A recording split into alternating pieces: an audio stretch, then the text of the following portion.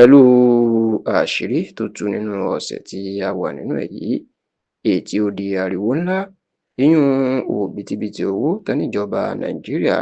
tí wọ́n lọ ná ní orílẹ̀-èdè Amẹ́ríkà láti wá ojúrere olórí oko Amẹ́ríkà yíyún ààrẹ Donald Trump. Ọ̀rọ̀ náà ó mà ti túbọ̀ di ìtànfẹ́lójú tí gbajúgbajà àáfàá ilẹ̀ Haúsá ni tó tún jẹ́ agbódegbà fáwọn Fúlàní afẹ̀míṣòfò àti apààyàn tíjọba ń pè ní báńdíìtì ni ìyẹn Sheikh Ahmad Gumi, tí bàbá náà tóun náà ti gbẹnu sí mic tó ti dá sí ọ̀rọ̀ tó ń jà rìnrìn náà. Lẹ́nà ti pé lọ́dún tó kọjá nǹkan bí oṣù kẹwàá ní ààrẹ Donald Trump ló máa kéde orílẹ̀-èdè Nàìjíríà gẹ́gẹ́ bí orílẹ̀-èdè tí ó léwu fáwọn Kìrìsìtẹ́nì láti gbé, ìyẹn Country of Particular Concern CPC, tó sì kéde wípé òun yóò kó àwọn sójà òun wọ orílẹ̀-èdè Nàìjíríà láti wá kojú àwọn afẹ̀míṣòfò náà, ìyẹn bíjọba Tinubu bí ò bá rí nǹkan kan ṣe sí i. Ṣá o, lẹ́yìn ìhàlẹ̀ yìí ni àwọn sójà Amẹ́ríkà wọ Nàìjíríà lóòótọ́ tó sì ju àdó olóró ìyẹn bọ́ǹbù lu igbó kan tó wà ní agbègbè Bauchi ní ìpínlẹ̀ Sokoto lọ́jọ́ kejì ọjọ́ ọdún Kérésìmesì tó kọjá, ìyẹn the 26th of December 2025. Ṣá o, ní ọ̀sẹ̀ tó kọjá làṣírí mà tú pé lásìkò tí Donald Trump tó ń halẹ̀ mọ́ orílẹ̀-èdè Nàìjíríà, odidi mílíọ̀nù $9 million tí yóò lé ní bílíọ̀nù 15 owó Nàìjíríà 15 billion naira ni wọ́n ní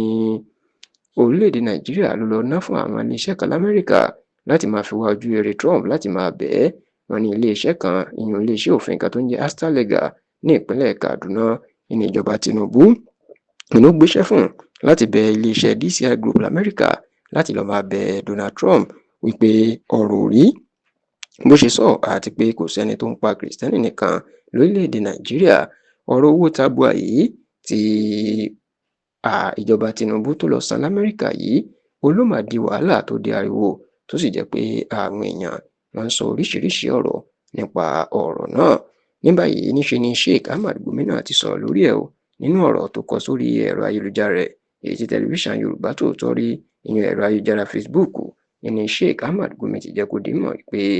bí wọ́n bá nárú owó bẹ́ẹ̀ láti lọ dun èèyàn nínú lásán, ó ní kò dára. Ó ní dípò bẹ́ẹ̀ ìyọ́nú Allah ló yẹ kí orílẹ̀-èdè Nàìjíríà máa wà, àti pé wọ́n bá ná irú owó bẹ́ẹ̀ láti fi dun àwọn mẹ̀kúnnù nínú, ó ní eléyìí yóò jẹ́ kí ìjọba Tinubu